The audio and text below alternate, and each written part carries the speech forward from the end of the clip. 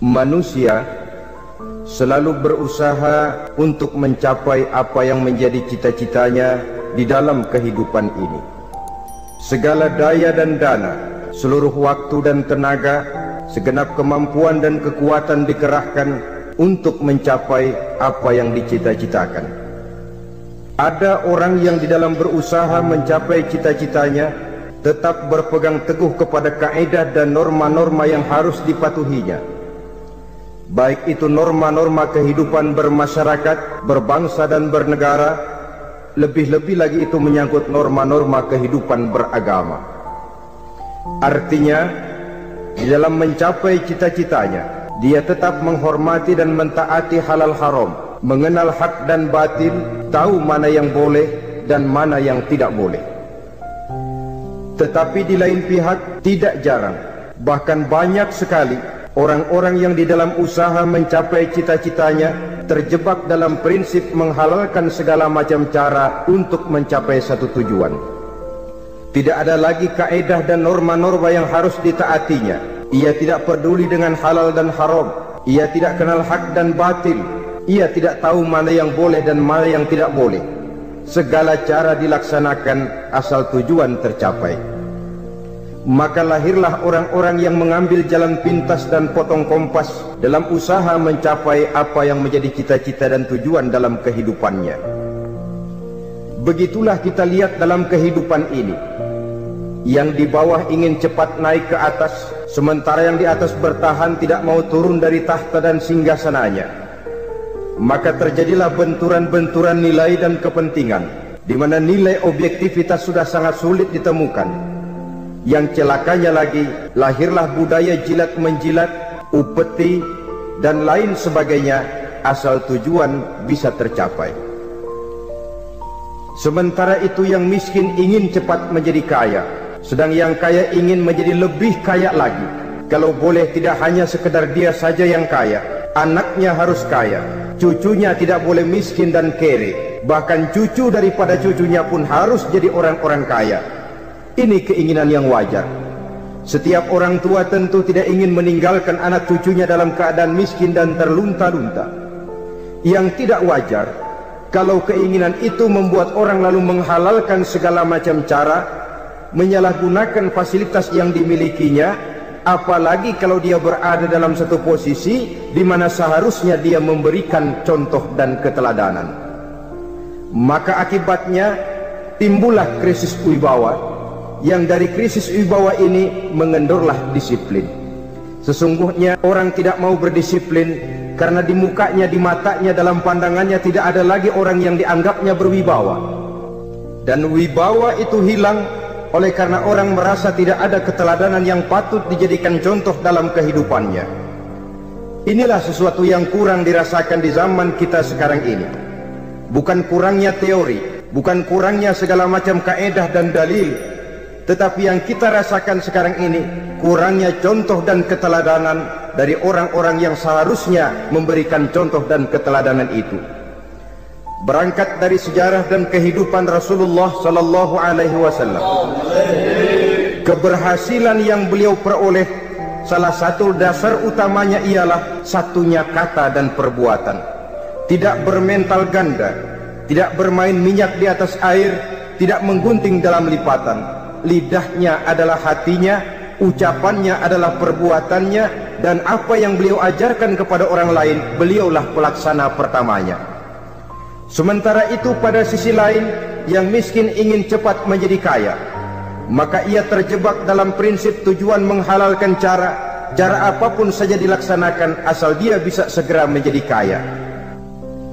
Maka salah satu jalan yang banyak dilaksanakan orang untuk mencapai kekayaan tanpa harus peras keringat dan banting tulang seperti umumnya orang adalah melalui satu jenis permainan yang umumnya kita kenal dengan nama judi.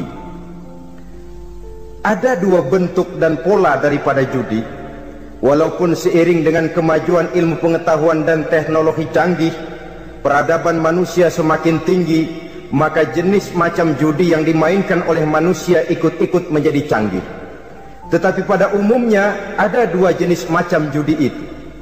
Pertama, ada judi yang dilakukan secara langsung.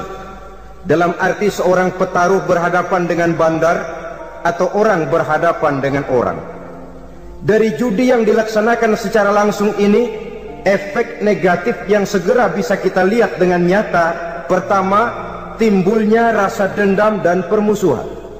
Walaupun orang nampak duduk berhadap-hadapan, walaupun kelihatannya mereka tertawa satu sama lain, tapi yakinlah itu cuma sekedar kulit saja.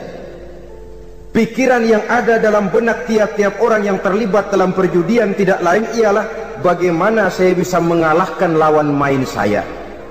Akibatnya tentu bisa kita pastikan akan timbullah dendam dan permusuhan bagi yang kalah, akan timbullah rasa sombong dan menganggap remeh orang lain bagi yang menang.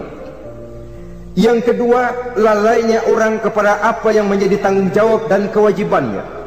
Orang bisa lupa kepada anak dan istri. Kalau kepada anak dan istri saja sudah bisa lupa, apalagi kepada yang lain, sebab anak dan istri memang merupakan bagian daripada kehidupan kita. Konon lagi saudara, konon lagi keluarga yang lain, anak istri saja bisa terlupakan oleh penyakit dan permainan yang bernama judi ini. Yang ketiga, hilangnya rasa sayang kepada harta. Harta yang didapatnya dengan peras keringat dan banting tulang, mungkin pergi pagi dan pulang sore. Setibanya dia di meja judi, apalagi uang tadi sudah bertukar dengan dalam bentuk koin, maka rasa sayang kepada harta itu tidak akan pernah ada lagi.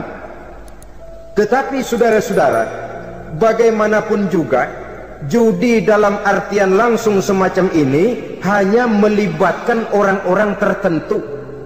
Artinya selektif. Ada judi yang lebih berbahaya daripada jenis ini, perjudian massal. Taruhlah roulette dan kasino itu judi. Tetapi judi jenis roulette dan kasino ini bahayanya hanya untuk orang-orang tertentu yang memang sudah mapan, kelompok elit. Masa iya bocah angon di kampung main roulette? Apa ia yang tinggal di pinggir kali kenal kasino? Dari judi massal semacam ini lahirlah penyakit yang dinamakan tulul amal. Tulul amal, orang yang terlalu panjang angan-angan. Bukan tidak boleh orang bercita-cita, sebab cita-cita itu perlu. Katanya manusia tidak makan masih bisa hidup 1 bulan lebih. Manusia tidak minum masih bisa hidup 3 hari lebih. Tapi manusia tidak punya cita-cita 1 jam pun dia tidak akan bisa hidup. Karena faktor yang membuat kita bergairah menghadapi kehidupan, faktor yang mendorong kita untuk tetap berusaha dan tegar menghadapi resiko, karena adanya cita-cita di dalam kehidupan kita.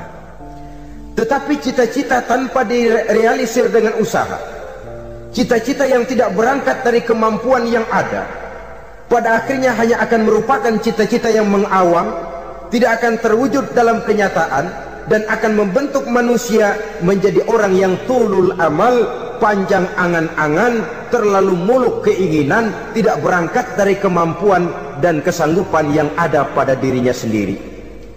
Maka penyakit inilah yang telah menghasilkan dan melahirkan penghayal-penghayal kelas berat, tukang-tukang lamun kelas tinggi yang hidup di angkasa luar. Dan sejarah belum pernah mencatat ada orang menjadi kaya karena judi, itu belum pernah. Saudara lihat saja orang kaya yang namanya Adnan Khashoggi, orang kaya yang namanya Henry Ford, orang kaya yang namanya Aristotle Onassis, orang kaya yang namanya David Rockefeller. Itu seluruhnya menjadi kaya bukan karena mereka terlibat dalam perjudian, tapi karena kerja keras, peras keringat, banting tulang. Dan itu dimulai sejak mereka masih remaja. Sehingga memang ada pepatah, ini baik sekali saya kira. Berpikirlah kamu di waktu pagi, bekerjalah kamu di waktu siang, makanlah di waktu sore, dan tidurlah di waktu malam. Berpikir di waktu pagi artinya belajar di kala muda. Bekerjalah di waktu siang artinya amalkan ilmu itu kalau sudah dewasa. Makanlah di waktu sore, hari tua nanti tinggal menikmati hasilnya. Tidurlah di waktu malam, maksudnya kalau mati, matilah dengan tenang.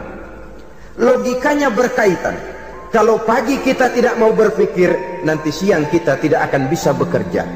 Kalau siang kita tidak mau bekerja, nanti sore makan apa? Kalau sore kita tidak makan, alamat malam tidak bisa tidur. Itu logika. Kalau di kala remaja dan muda kita hanya santai saja, maka hari dewasa kita akan menghadapi hidup ini dengan penuh kebingungan. Kalau hari dewasa penuh dengan kebingungan, alamat hari tua terlunta-lunta. Kalau hari tua terlunta-lunta, kita tidak akan bisa mati dengan tenang meninggalkan alam fana ini. Sehingga ada pepatah mengatakan, banyak orang besar yang mulai pekerjaannya dengan menjual koran.